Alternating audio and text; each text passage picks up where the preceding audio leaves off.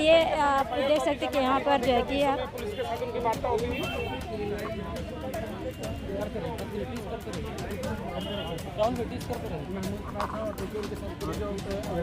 देख सकते हैं कि महमूद राजा और मोरिस थाने के जो पुलिस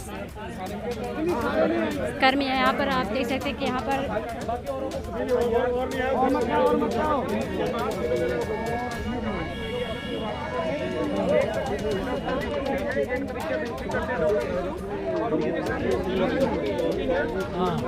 हाँ ये आप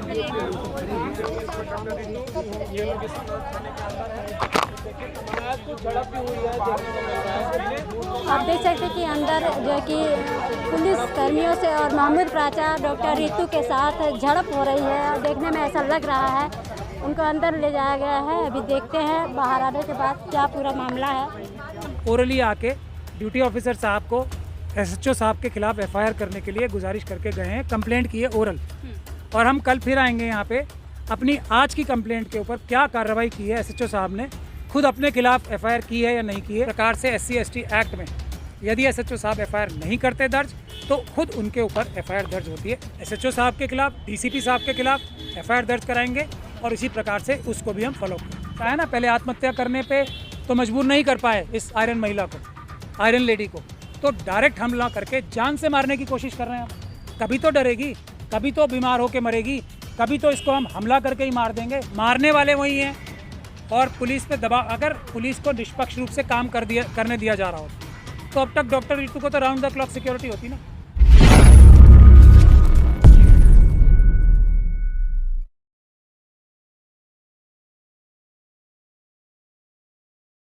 ये हुआ है, ये हमारी एफआईआर एसएचओ साहब ने 24 घंटे से ज़्यादा हो गए नहीं किए। आज हम एसएचओ साहब के खिलाफ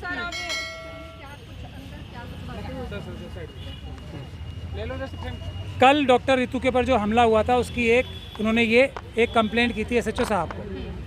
अभी तक एसएचओ साहब ने उस पर एफआईआर दर्ज नहीं की। ये एफआईआर दर्ज ना करना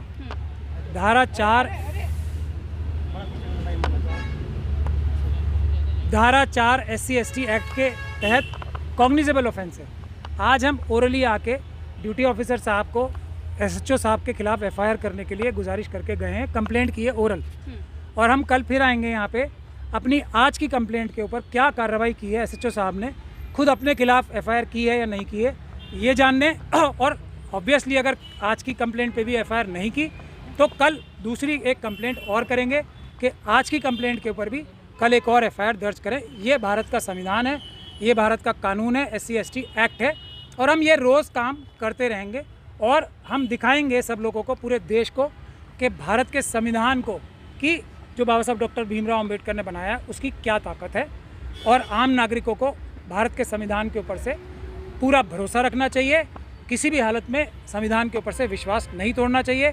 ये हम एक एग्जाम्पल सेट करेंगे कि किस प्रकार से SC/ST एक्ट में यदि एसएचओ साहब एफआईआर नहीं करते दर्ज तो खुद उनके ऊपर एफआईआर दर्ज होती है। इसीलिए हम आज यहाँ पर आए थे और ये काम हम रोज़ करेंगे और ये मल्टीपल एफआईआर्स दर्ज होती रहेंगी जब तक के कानून का पालन अक्षरता सरकारी अधिकारी जो कि पब्लिक के नौकर हैं, पब्लिक सर्वेंट्स हैं, वो नहीं करते। मतलब सिर्फ एफआईआर दर्ज करवाना आपका मकसद है, क्योंकि आप बोल रहे कल भी नहीं की गई और आज भी भरोसा नहीं है की जाएगी नहीं की जाएगी, तो फिर कैसे रोज आने से क्या सलूशन मिलेगा यहाँ? देखिए, जो एक आदत पड़ गई है कानून का पालन ना करने की, एक आदत पड़ गई है संविधान को इग्नोर करने की पब्लिक सर्वेंट्स की, उसको इतनी लंबी आदत को सही करने में थोड़ा समय तो लगेगा ना। और ये कौन करेगा? अम्बेडकरवादी करेंगे ना काम। तो वही हम कर रहे हैं। आप लोगों से हमारी गुजारिश है कि हमारा सहयोग करें। देश के जनता का संविधान के ऊपर से विश्वास नहीं टूटना चाहिए। लोगों को नज़र आना चाहिए कि पीसफुल प्रोटेस्ट से, संवैधानिक तरीक़ों से हर एक व्यक्ति को न्याय मिलेगा। पुलिस के अधिकारी, सरकारी अधिकारी कोई कानून से और संविधान से ऊपर नहीं है। अगर वो अपराध करेंगे तो वो भी जेल जाएंगे। यही हमें देश के नागरिकों को दिखाना है करके, उसी को दिखाने के लिए हम ये एक मॉडल टेस्ट केस करके आएंगे। अभी IIT के 2 छात्रों की भी मर्डर की एफआईआर आप लोगों को जान के हैरानी होगी। अभी तक 2-2.5 महीने हो गए, 1 महीना हो गया है, एफआईआर तक दर्ज नहीं की है। तो उसमें भी हम SHO साहब के खिलाफ, DCP साहब के खिलाफ एफआईआर दर्ज कराएंगे और इसी प्रकार से उसको भी हम फॉलो करेंगे। सर, अभी देखा गया कि आप लोगों को रोका जा रहा था, पुलिस की बदतमीजी हुई है यहाँ पर। कोई बात नहीं, इतनी छोटी बहुत ही, अब इतने लंबे सालों का जो आदत पड़ी हुई है, इन बातों पे हम ध्यान नहीं दे रहे हैं। छोटी मोटी धीरे धीरे करके आदत पड़ेगी पुलिस को भी कि उनको ये पता लगे कि जो आम नागरिक हैं उनके मालिक हैं और वो देश की जनता के नौकर हैं, यानी कि पब्लिक सर्वेंट है। ये धीरे धीरे करके आदत पड़ेगी। फिर आपने देखा ना, जैसे ही हमने उनसे गुजारिश की फिर उन्होंने हमें जाने दिया, रिस्पेक्टफुली बात की। लेकिन हमारी लड़ाई उनसे नहीं है ना, हमारी लड़ाई संवैधानिक है, कानूनी है।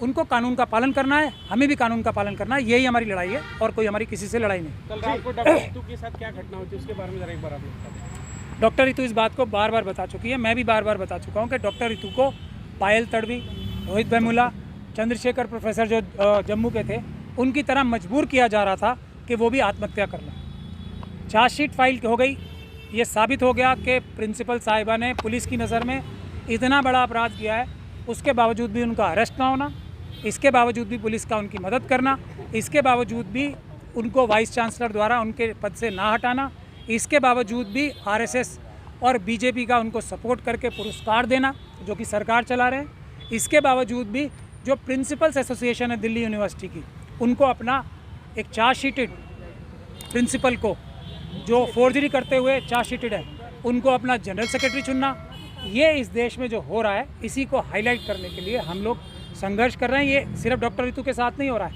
ये पूरे देश में हर एक पढ़े लिखे SC ST के व्यक्ति के साथ हो रहा है, OBC के व्यक्ति के साथ हो रहा है, माइनॉरिटी के व्यक्ति के साथ हो रहा है, महिलाओं के साथ ही हो रहा है। उन सभी को न्याय दिलवाने के लिए ये लड़ाई मिशन सेव कॉन्स्टिट्यूशन ने डॉक्टर रितु को एक रोल मॉडल बना के शुरू की है।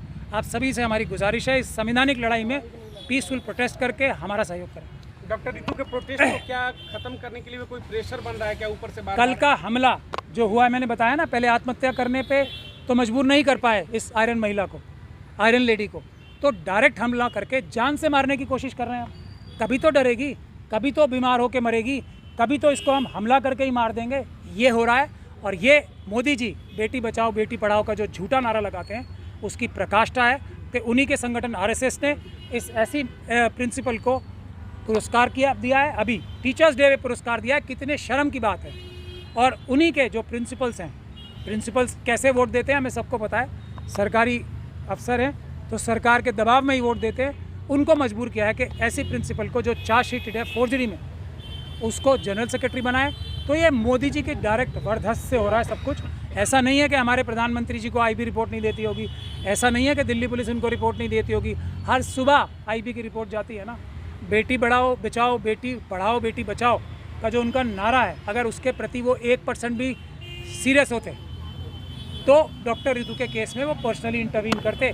G20 में वहाँ पे और बहुत सारी दूसरी जगह जो वो जाम छलका रहे हैं अच्छे अच्छे कपड़े पहन के, वैसा काम नहीं करते। डॉक्टर रितु के सुरक्षा को लेकर भी कोई आश्वासन मिला आप लोगों को कि प्रशासन के द्वारा प्रोटेस्ट के दौरान उनको सुरक्षा दी जाएगी?